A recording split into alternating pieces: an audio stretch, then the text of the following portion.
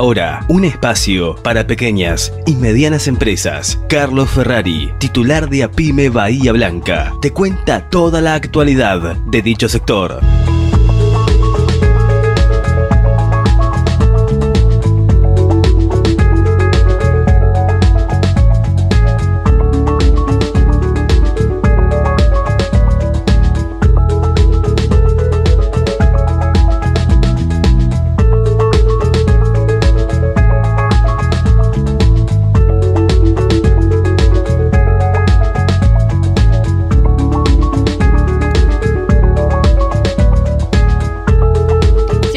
Pasaron de la hora 11, interesante charla teníamos aquí fuera de aire con Carlos Ferrari, en este caso titular de APYME. Cada 15 días aproximadamente lo tenemos aquí en los estudios contándonos un poco la actualidad. Lamentablemente creo que no has venido nunca con buenas noticias, ¿no? Realmente desde que te tenemos aquí en los estudios, alrededor del año pasado a la fecha, la situación de las pymes fue creciendo de forma negativa, lamentablemente, ¿no? Sí, buen día, Carolina, gracias, un gusto. Sí, como vos mencionás, lamentablemente en todo este tiempo, con este hermoso y buen proyecto de este micro que me parece interesante para poder transmitir la vivencia y las inquietudes y las necesidades de las pymes. Sí, para nosotros es importante. Realmente sí, es una situación económica que se sigue profundizando, que se siguió profundizando y que sigue actuando de manera negativa y lesiva para todo el sector del consumo y del mercado, ¿no? Del mercado interno, y que afecta sin lugar a dudas a las pequeñas y medianas empresas, particularmente al comercio y todos los sectores y gran parte de los sectores de la sociedad, ¿no?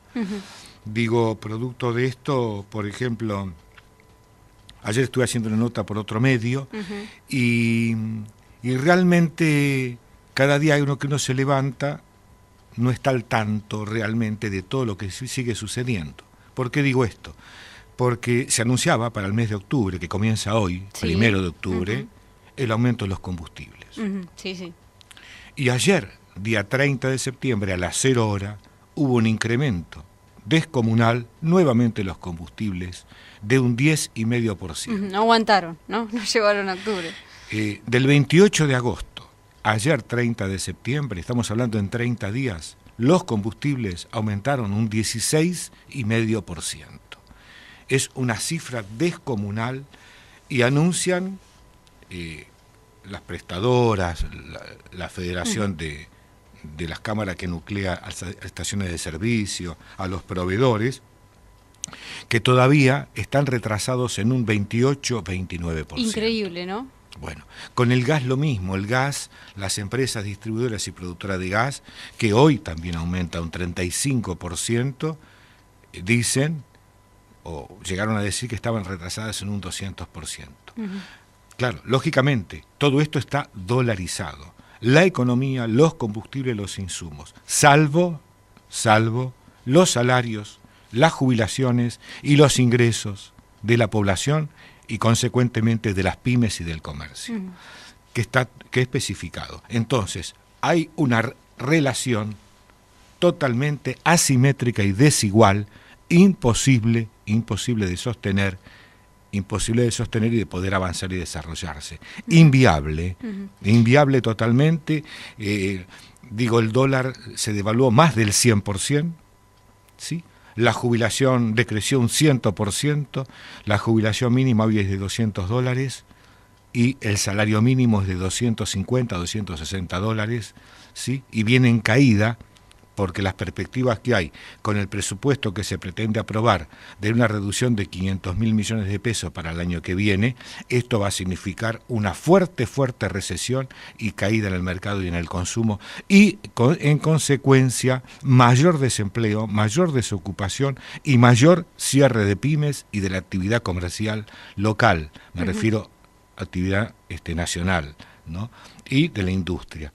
Nosotros este fin de semana le enviamos una carta abierta al presidente de la Nación, al presidente Mauricio Macri, en la que le decimos que por este camino no hay futuro para las pymes y la producción nacional, y que sí otro camino, otro proyecto, modelo económico es posible. ¿Sí? Quiero citar algunos párrafos simplemente, ¿no? Sí. por decir, porque es una carta muy conceptuosa, con profunda preocupación y con propuestas, ¿no? Con propuestas para reactivar el mercado interno, marcando que este camino nos lleva inevitablemente a la desaparición de las pymes, de las pequeñas y medianas empresas, ¿no?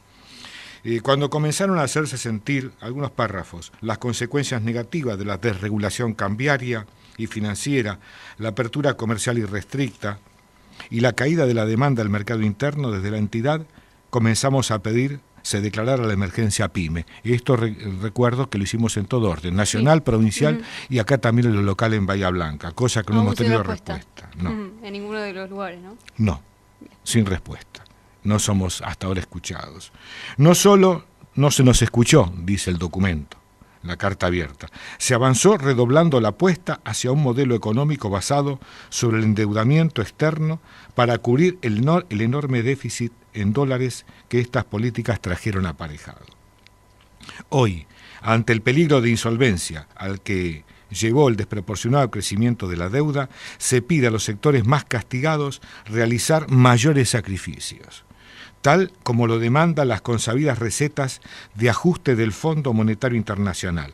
Sin embargo, las MIPYMES, los micro, pequeños y medianos empresarios, advertimos que el sacrificio es altamente desigual, lo que dije antes, totalmente desigual y desparejo, y somos castigados nosotros siempre, me refiero a la población, a las pymes en su conjunto, al sector, a todos los sectores, y a los jubilados también, y el aumento de la pobreza que ahora está en el 27,3%. Sí, y que sobre todo la excusa del presidente, que fue lo quizás que más molesta, ¿no? Porque minutos después de que se diera a conocer esta cifra, que obviamente nos duele a todos, ¿no? Hablar de tanta pobreza, porque no es un número más. Y nosotros lo charlábamos aquí también, el hecho de que haya crecido la pobreza significa que hay gente que no tiene vivienda, no solamente que pasa hambre, que no tiene educación, que no tiene cloacas, que no tiene condiciones de vida necesarias, que también fue una de las propuestas en campaña, ¿no? Creo que todos nos acordamos cuando se dijo pobreza cero,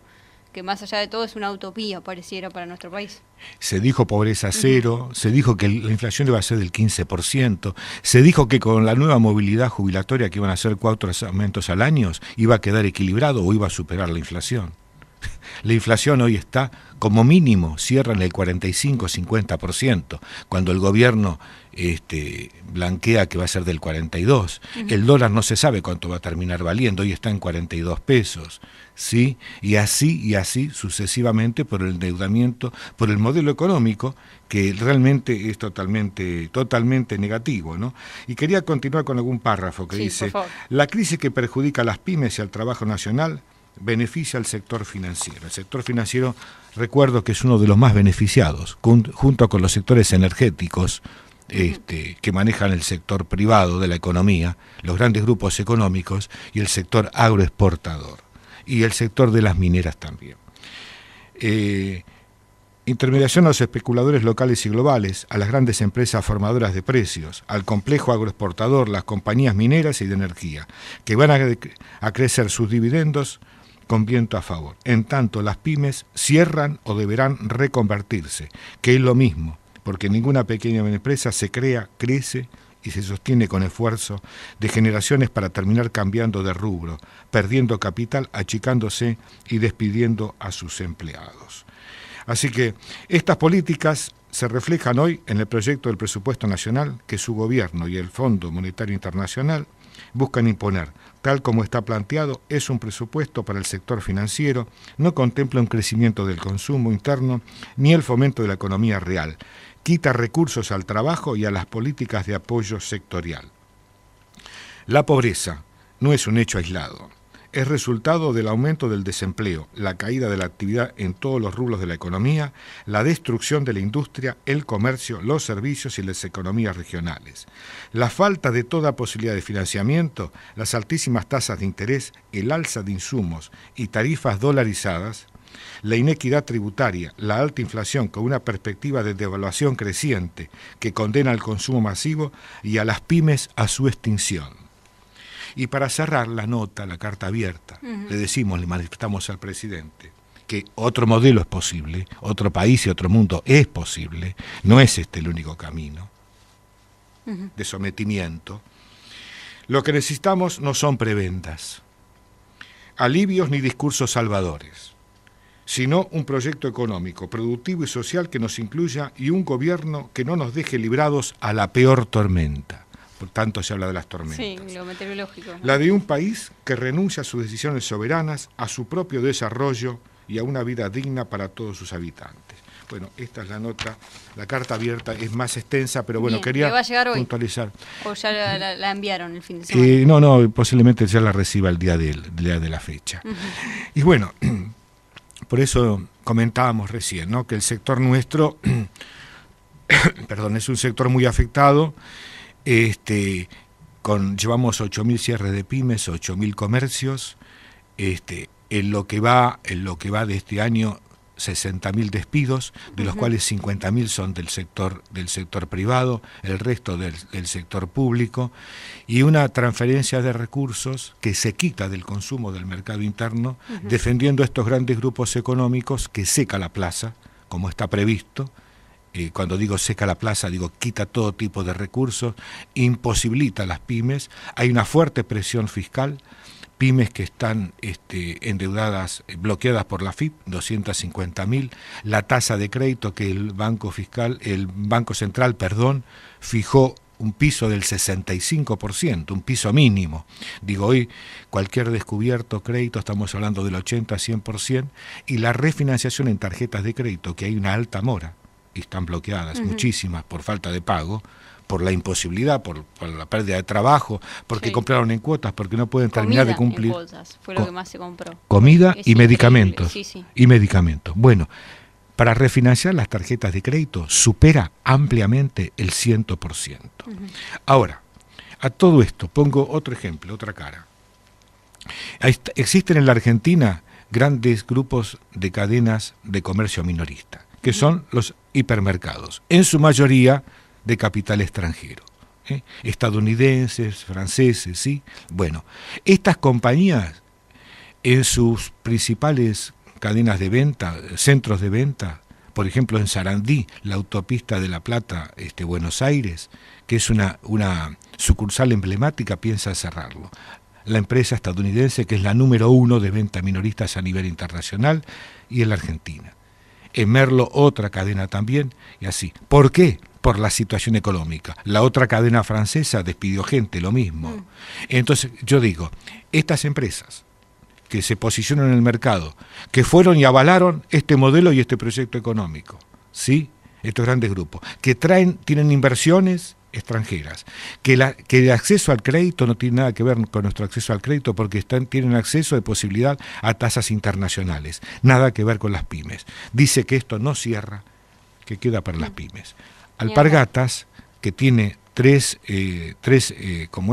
bases fabriles en la Argentina, está despidiendo personal, está suspendiendo y despidiendo personal por la apertura indiscriminada, por la situación económica. General Motors suspende 5.000 operarios, y así tantas otras empresas. Estoy hablando de grandes empresas, esto para reflejarlo con la fragilidad y la debilidad y la desigualdad que hay con el sector de las pequeñas y medianas empresas y del comercio nacional, y de los trabajadores. Así que bueno, lo que estamos solicitando con esta carta, sin lugar a dudas, lo que se vino pidiendo el día de protesta, el día de la actividad del paro nacional, fue un cambio de rumbo al actual modelo económico que nos está llevando a la destrucción y al cierre y desaparición de pymes y mayor desocupación, pobreza y hambre para nuestro pueblo, ¿no?